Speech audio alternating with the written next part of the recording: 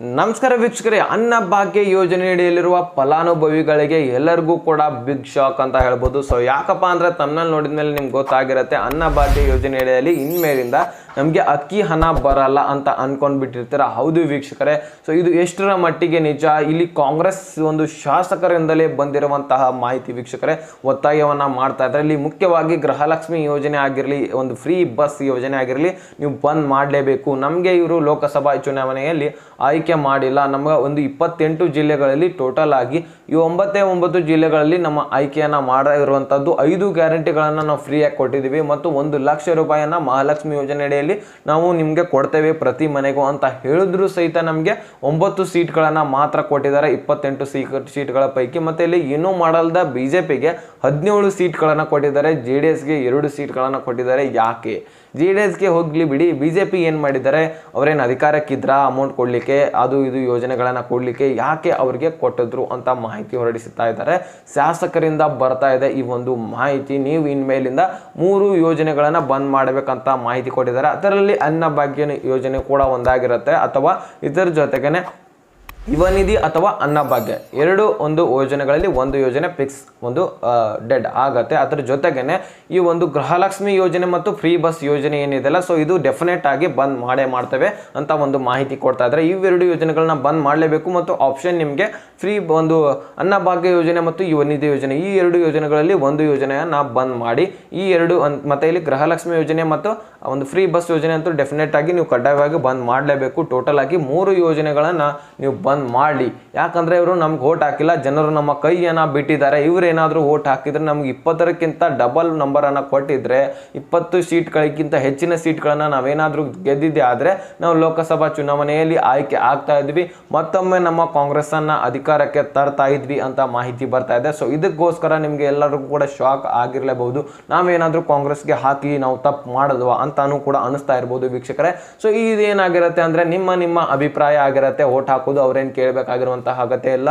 ಇನ್ನು ಕೆಲವೊಂದಿಷ್ಟು ಜನರು ಏನ್ ಹೇಳ್ತಾ ಇದ್ದಾರೆ, ನಮ್ಮ ಅರ್ಜಿ ಅಂದ್ರೆ ನಮ್ಮ ಹಕ್ಕು, ನಮ್ಮ ಅಧಿಕಾರ, ನಮ್ಮ ಓಟು ಅಂತ ಒಂದು ಮಾಹಿತಿ ಹೇಳ್ತಾ ಇದ್ದಾರೆ. ಯಾಕಂದ್ರೆ ಈ ಒಂದು ಸ್ಕೀಮ್ಗಳಿಂದ ಒಬ್ಬೊಬ್ಬರಿಗೆ ಅನಾನುಕೂಲನೂ ಕೂಡ ಆಗಿರ್ಬೋದು. ಉದಾಹರಣೆ ಫ್ರೀ ಬಸ್ ಯೋಜನೆ ಏನಾಗಿದೆ ಅಲ್ಲ, ಅಲ್ಲಿ ಯಾರಿಗೆ ಹೊಡೆತ ಬಿದ್ದಿರಿ ಅಂತ ಒಂದು ಸ್ವಲ್ಪ ವಿಚಾರ ಮಾಡ್ಬೋದು ನೀವು. ವಿದ್ಯಾರ್ಥಿಗಳಿಗೆ ಕೊಂಡಿರ್ಲಿಕ್ಕೆ ಸೀಟ್ ಇಲ್ಲ, ಸೊ ಕರೆಕ್ಟಾಗಿ ಟೈಮ್ಗೆ ಬಸ್ ಹೋಗ್ತಾ ಇಲ್ಲ.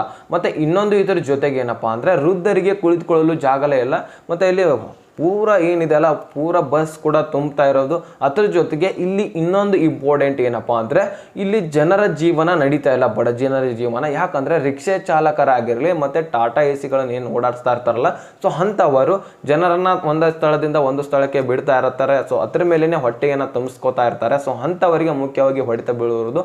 ಇಲ್ಲಿ 5 ಕಿಲೋಮೀಟರ್ ಹೋಗೋದಾಗಿರ್ಲಿ, ಜನರು ಏನ್ ಮಾಡ್ತಾ ಇದ್ದಾರೆ, ಮಹಿಳೆಯರು ಬರೀ ಬಸ್ ಅಲ್ಲಿ ಹತ್ತಾ ಇರೋದು, ಬಸ್ ನಲ್ಲಿನೇ ಕುಳಿತುಕೊಳ್ಳೋದಾ ಇರೋದು, ಇಂತಹ ಒಂದು ಪರಿಸ್ಥಿತಿ ಬಂದಿರುವ ವೀಕ್ಷಕರೇ. ಸೊ ಅದಕ್ಕೋಸ್ಕರನೇ ಈ ಒಂದು ಫ್ರೀ ಬಸ್ ಯೋಜನೆ ಬಂದ್ ಆದ್ರೂ ಸಹಿತ ನಡೆಯುತ್ತೆ, ನಾವು ಬಿಜೆಪಿಗೆ ಓಟ್ ಹಾಕೋದು ಅಂತ ಜನರು ಹೇಳ್ತಾ ಇದ್ದಾರೆ. ಈ ಒಂದು 5 ಗ್ಯಾರಂಟಿಗಳನ್ನ ತೆಗೆದು ಹಾಕ್ಬಿಡಿ, ನಡೆಯುತ್ತೆ ನಮಗೆ, ನಾವು ಬಿಜೆಪಿಗೆ ಓಟ್ ಹಾಕೋದು ಅಂತ ಮಾಹಿತಿ ಇಲ್ಲಿ ಬಿಜೆಪಿ ಒಂದು ಪ್ರಜೆಗಳು ಹೇಳ್ತಾ ಇರುವಂತದ್ದು. ಯಾಕಪ್ಪ ಅಂದ್ರೆ ಒಬ್ಬೊಬ್ಬರಿಗೆ ಅನಾನುಕೂಲ ಆಗಿರುತ್ತೆ, ಅವರು ಓಟ್ಗಳನ್ನು ಹೊಳಿಸಿರ್ತಾರೆ.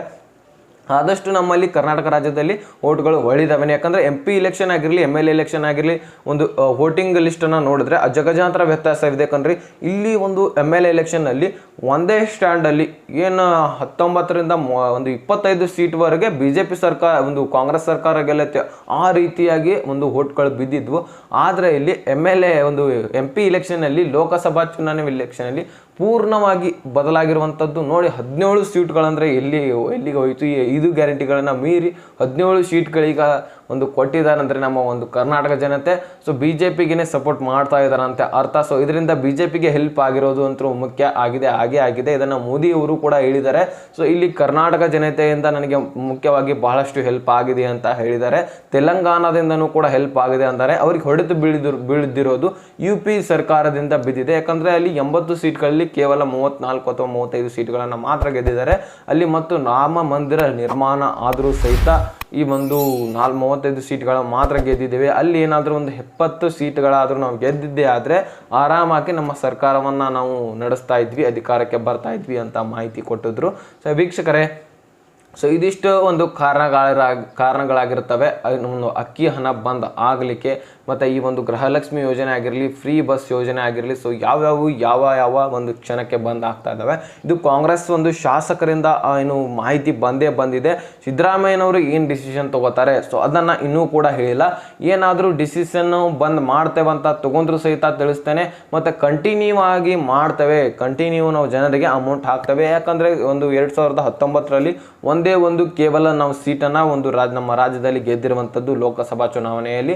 ಆದರೆ ಈಗ 9 ಸೀಟ್ಗಳಲ್ಲಿ 8 ಸೀಟ್ಗಳನ್ನು ಹೆಚ್ಚಾಗಿ ನಾವು ಗೆದ್ದಿದ್ದೇವೆ. ಜನರ ನಮ್ಮ ಕೈಯನ್ನು ಹಿಡಿದಿದ್ದಾರೆ ಅಂತಲೂ ಕೂಡ ಒಂದು ಮಾಹಿತಿ ಹೇಳಿದ್ದಾರೆ ಸಿದ್ದರಾಮಯ್ಯನವರು.